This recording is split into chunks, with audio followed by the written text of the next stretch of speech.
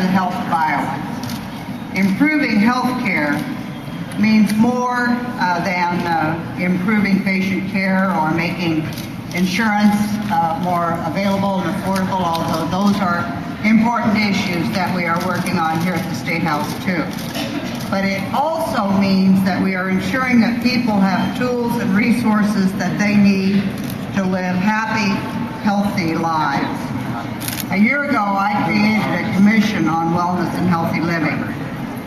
And with the help of 5 commissioners from across the state, we held a series of town hall meetings, talked to Iowans about our healthcare future. With the recommendations from that commission, the governor and I put together the list that you see here. 5 steps towards a healthier Iowa.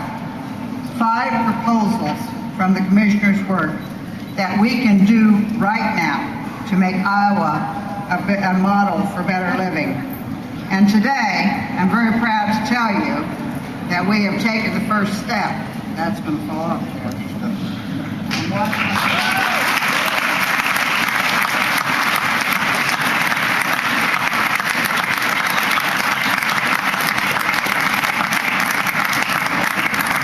One down and 4 to go. Today, again, Iowa demonstrates a commitment to protecting the health and well-being of Iowa. This is just a beginning. Taking this monumental step was not easy. It took a lot of hard work, a lot of commitment from people across the state.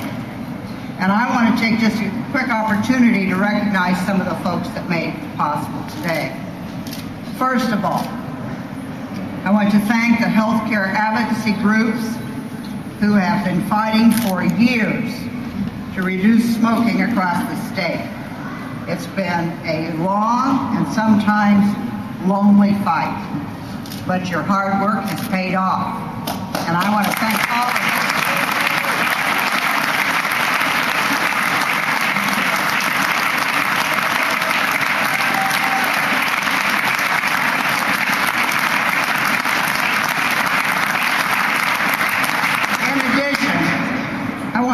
To recognize Larry Zimpelman from Principal Financial, who's here with us today and who has been instrumental in passing this historic legislation. Please give Larry.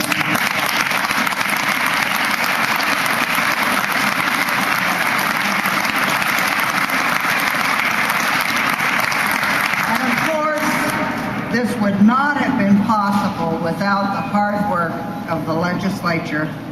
I hate to single anyone out because they've all worked so very, very hard, but I do want to recognize Representative Tyler Olson and Senator Stacey Apple, who were the floor managers who shepherded the legislation.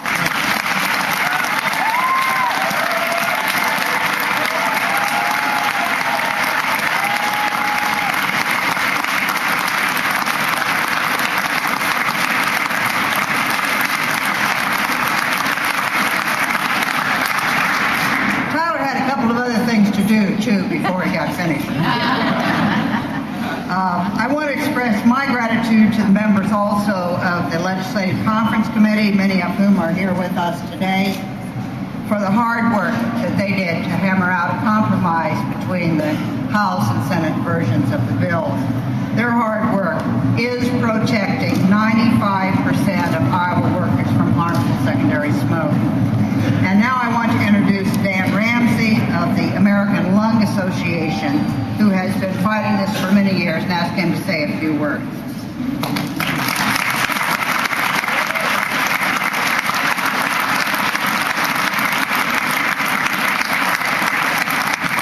This has been a long time coming. Yeah! We're extremely grateful to the Iowa legislature and to the governor for signing and passing this important legislation that's going to protect Iowans from the harm of secondhand smoke. I want to thank all the advocates, the healthcare advocates that have been working hard on this issue tirelessly for over a decade to put this thing forward and to get this thing through.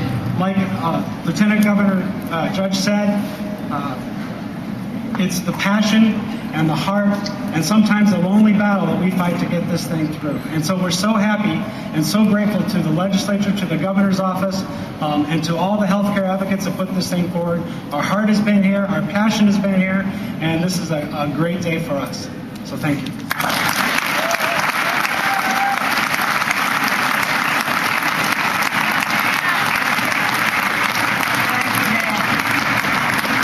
And now I want to introduce to you the gentleman who needs absolutely no introduction, our friend, our partner, the guy that has been here helping us achieve this day, and is going to have a major role to play here in just a few minutes, the governor of the state of Iowa, Chet Culver.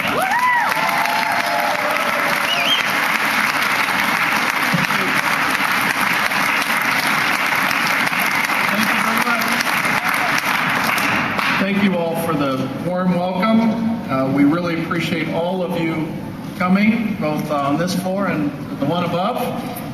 It's a monumental day, and we're all glad that you're here. I want to start by thanking the Lieutenant Governor, Patty Judge, for her tremendous leadership in the important area of health and wellness. I think it's fair to say without the Lieutenant Governor's steadfastness, we never would have gotten this bill through. So thank you very much, Patty, for your leadership.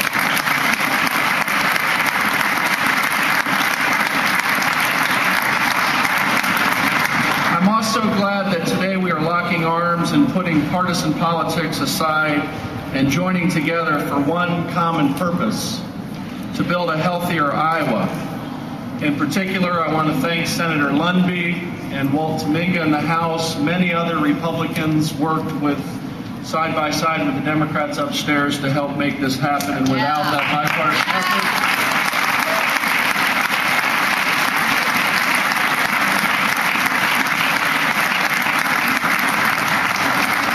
we really appreciate very much the bipartisan work on this important bill. And it was a tough issue, very difficult. I also am glad that this, as the Lieutenant Governor noted, has been a public-private partnership. We've had great support from companies across the state of Iowa, large and small. We've had a lot of people stand up, whether it was Cooney's here in town or other establishments, to voice their support for this type of legislation. And we appreciate very much the support that we've gotten from the private sector as well. It's also important to summarize the history related to this issue. The effort started more than 30 years ago, thanks to the efforts of one special guest who I'd like to recognize. Former State Senator Jim Wells is with us. In 1975, then Senator Wells introduced one of the very first bills in our state to limit smoking in public places. Please join me in welcoming Senator Wells here today.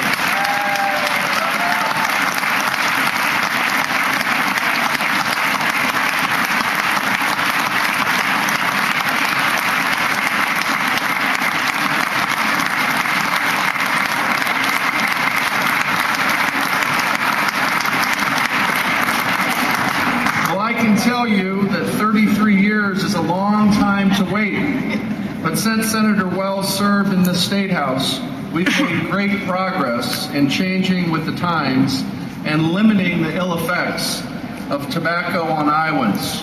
For example, in 1991, the use of tobacco was made illegal for Iowans under the age of 18. For the first time, Iowa kids had a choice to make: stay away from cigarettes or face a fine or community service.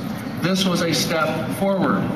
Then in 1997, legislation was passed to keep vending machines from selling cigarettes, even those here in the state capitol, out of reach for Iowans under the age of 18. This too was an important step. And just last year, Republicans and Democrats took a giant step forward by passing the $1 per pack increase in the tobacco tax.